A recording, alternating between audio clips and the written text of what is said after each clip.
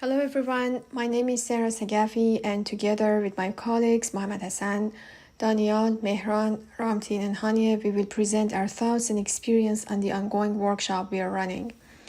I'd like to first thank you for offering us this opportunity, and I'm going to briefly describe our approach to the challenges and opportunities of remote hands-on workshops, and then my colleagues will present a summary of its technical aspects and processes. As a team of collaborators from different organizations in Iran and recently from Europe and the US, we have been running design and fabrication workshops since 2016, primarily because we have always felt the lack of hands-on experiences in the academic institute's curriculum and the gap between design and fabrication in pedagogical approaches to the design process. Our focus has been basically in the realm of freeform spatial structures, known as FSS. We have developed design to fabrication processes of these structures utilizing various materials and systems. Some examples are the Nexorate system and surface active structures in 2019 and a composite structure in 2020 right before the pandemic shuts down the in-person collaborations. Our goal has been to practice, observe, discover, and develop ideas on different aspects of a design process, including design thinking, material experience, system design, digital logics, tools and software development, fabrication, detailing, prototyping, and coming up with a final product that can represent our findings, and all in a team with different insight and expertise. In 2020, and with the beginning of virtual teaching due to COVID-19, we ran our first virtual fabrication workshop called Digital Fabrication. We had collaborators from the US and students could attend from different parts of the country. This year, with the continuing limitations of in-person classes and the shift toward virtual learning settings, we made some modifications in the workshop planning, duration, and method to adapt our workshop to the new normal. Inspired by our collaborators at Virginia Tech, we decided to incorporate biomaterials, often non-standard ones, and sustainability concerns into our tradition of working on free-form spatial structures. So the question for us to answer was how to run a design to fabrication workshop in a pandemic condition using a particular material. We studied and discussed our thoughts on the limits and opportunities we were facing. The primary limitations included achieving our main goal of the workshop, the hands-on and practical experience. The other limit is the material exploration. This limit encompasses the phase of finding a proper type in the market when a pandemic causes a shortage of raw materials and supply, and construction witnesses a drop since the pandemic hit, to the phase of fabrication studies. We needed to divide the students into small groups to visit the fab lab and work with the machines. This also impacted the dynamic of a student's interaction and decline in in-person social connections. As a consequence of these modifications, our choices on system design became more limited. According to the students' poll in week 6 of the workshop, it was more challenging for them to stay focused during the 3-month duration of the workshop. On the bright side, though, we could open our class and discussion in a more inclusive and diverse way. Different universities, organizations, and institutes from various countries could share their input, and we are experiencing international collaborations, including this presentation. Again, based on the students' poll, more diverse thoughts and experiences were shared systematically, and also they think that they could better save their time and plan the work.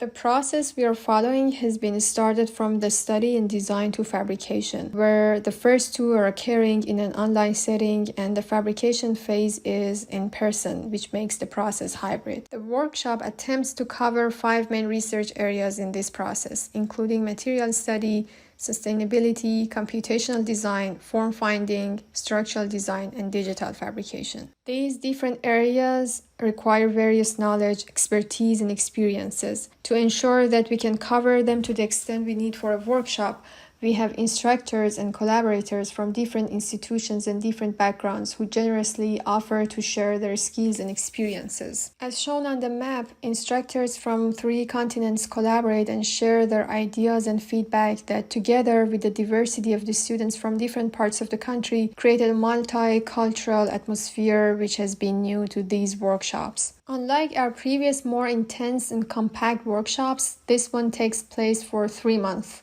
including one fixed session per week essentially dedicated to sharing studies and research conducted in that week. Flexible review sessions occurred during the week with assigned instructors based on their specialty and expertise.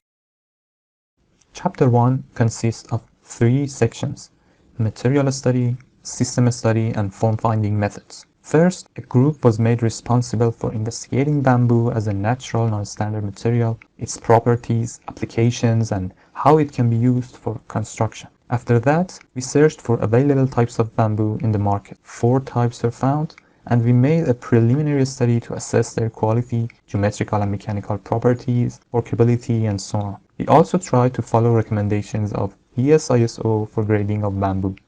Due to COVID restrictions, we did most of our assessments in-house as far as possible. In the end, a native species of bamboo, the so-called flamed khizaran, was preferred over the others. The study of different systems for spatial structures was also underway at the time.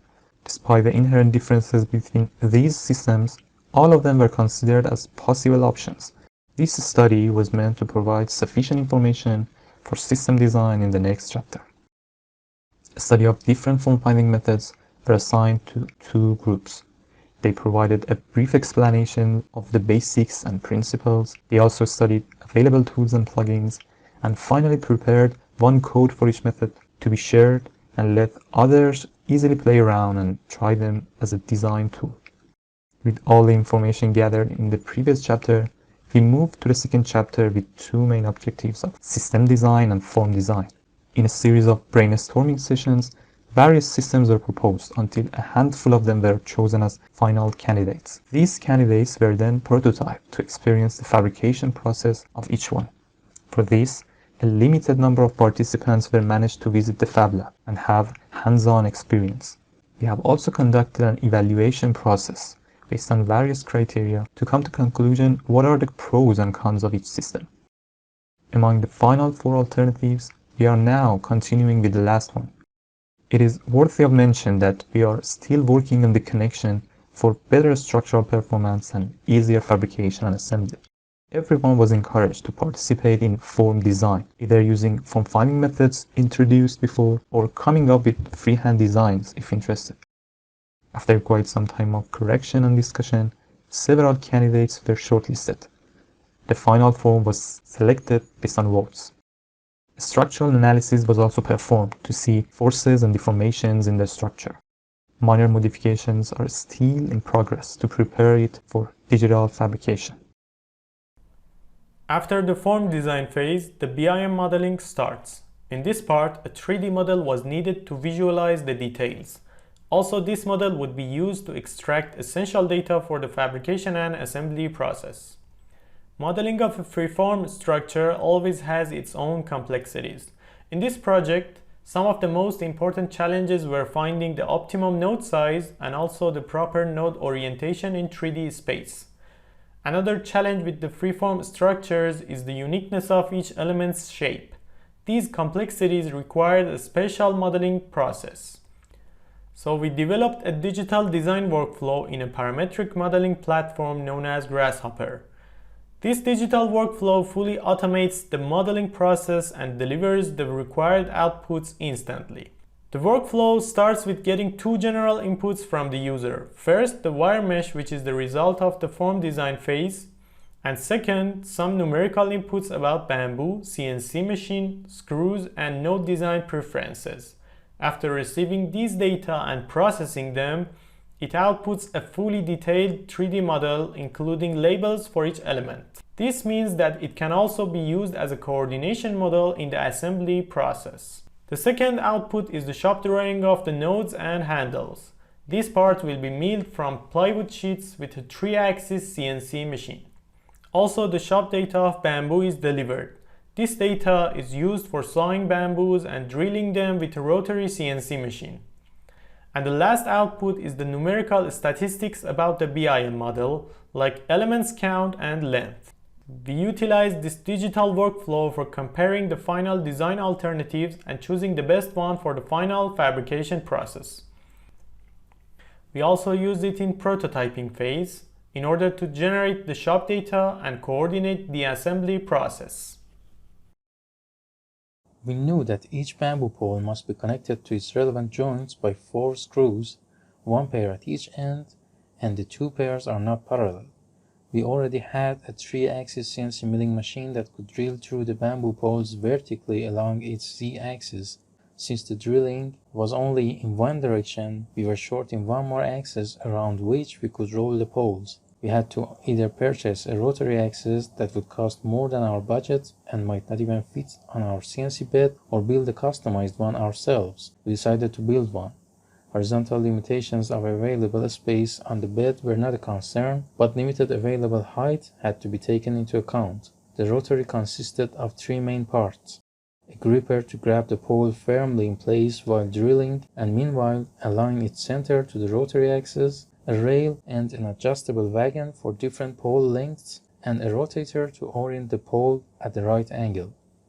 For the gripper part, we decided to buy a low-budget 3-jaw concentric gripper for one end and to 3D print a cone-shaped piece for the other end that could attach to a wagon and designed in a way that could easily move along the Y-axis, making it adjustable according to the bamboo pole length. For the rotator, we built a harmonic drive, also known as a strain wave gear, using 3D printed and laser cut parts along with ball bearings and a stepper motor. An Arduino board was programmed to rotate the poles. With the rotary axis in place, we only needed the correct toolpath to start drilling the poles with our CNC milling machine and the correct angle to rotate the poles after the drilling of the first 2 holes. The rotation angles of each pole are retrieved from the beam model provided in Grasshopper, and the Arduino program for each rotation is generated using this information. Here is a demonstration of the drilling process for one bamboo pole.